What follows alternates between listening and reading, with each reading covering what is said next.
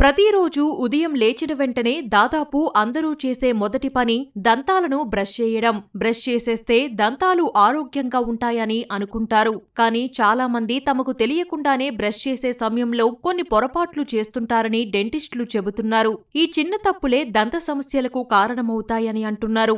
మీరు కూడా బ్రషింగ్ లో ఈ మిస్టేక్స్ చేస్తున్నారా? ఎలాంటి టెక్నిక్స్ పాటించాలో ఇక్కడ చూసేయండి. ఒకే బ్రష్ ను నెలల తరబడి వాడడం ఏమాత్రం మంచిది కాదని దంత వైద్య నిపుణులు చెబుతున్నారు. ప్రతి 3 నెలలకు ఒకసారి బ్రష్ మార్చాలి, లేదంటే దంతాలు శుభ్రపడవు. నోటి దుర్వాసన సమస్య కూడా పెరిగిపోతుంది. ఎక్కువ పేస్టుతో బ్రష్ చేస్తే మంచిదని మరికొందరు అనుకుంటారు. కానీ అది సరికాదు. బఠానీ గింజంత పేస్టు సరిపోతుంది. కరెక్ట్ బ్రషింగ్ పద్ధతి ఏంటంటే పైనుండి కిందికి గుండ్రంగా రౌండ్గా పళ్ళని చిగుళ్ళని మసాజ్ చేసేలాగా బ్రష్ చేయటం. చాలామంది ఇంకోటి ఏంటంటే చాలా గట్టిగా బ్రష్ చేస్తే మంచిది, ఎక్కువ సమయం బ్రష్ చేస్తే మంచిది అని అనుకుంటారు. బ్రషింగ్ అనేది సరైన సమయం ఎంతవరకు మనకు బ్రష్ మన పళ్ళని క్లీన్ చేస్తుంది అంతవరకే. రెండోది చాలా గట్టిగా బ్రష్ చేయకపోవడం ఇంపార్టెంట్. ఇందులో ఇంకో ఇంపార్టెంట్ థింగ్ ఏంటంటే మనం బ్రష్ చేసుకునేదాన్ని గుండ్రంగా పైనుండి కిందికి, పైన కింద దంతాలని. ఇంకోటి మేము గమనించింది ఏంటంటే పళ్ళ వెనక భాగం, నాలుక వైపు ఉన్న భాగం చాలామంది బ్రష్ చేయటం అనేది సరిగ్గా బ్రష్ చేయరు.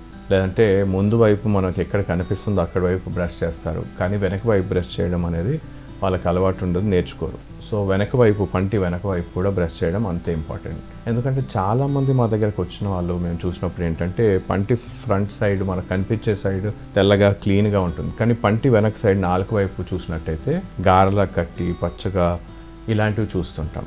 సో అంటే సరిగ్గా బ్రష్ చేసుకోలేదు అటువైపు అనేది మనకు తెలుస్తుంది. సో అటువైపు కూడా మనం సరైన పద్ధతిలో బ్రష్ చేసుకోవడం, అటువైపు కూడా అంతే సమయం కేటాయించి బ్రష్ చేయటం అనేది ముఖ్యం.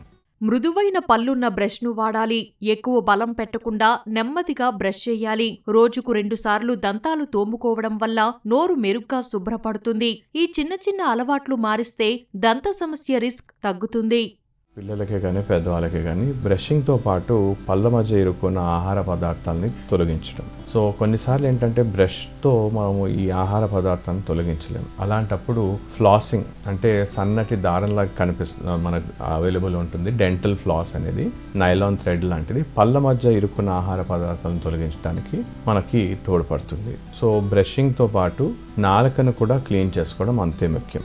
సో మనం పళ్ళని చిగుళ్ళని ఎలా బ్రష్ చేస్తామో ఈ నాలుక పైన కొన్నిసార్లు ఈ సన్న విలై అని ఉంటాయి, దానిపైన కూడా ప్లాక్ బ్యాక్టీరియా ఇరుక్కునే అవకాశం ఉంటుంది. సో నాలుకను కూడా బ్రష్ చేసుకోవడం అంతే ముఖ్యం.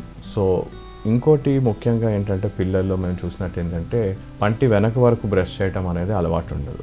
సో పళ్ళు చిగుర్లే కాకుండా పంటి వెనక వైపు లాస్ట్ వెనక్కున్న పళ్ళని, దాని వెనక ఇరుక్కున్న ఆహార పదార్థాలను కూడా తొలగించడం అంతే ముఖ్యం.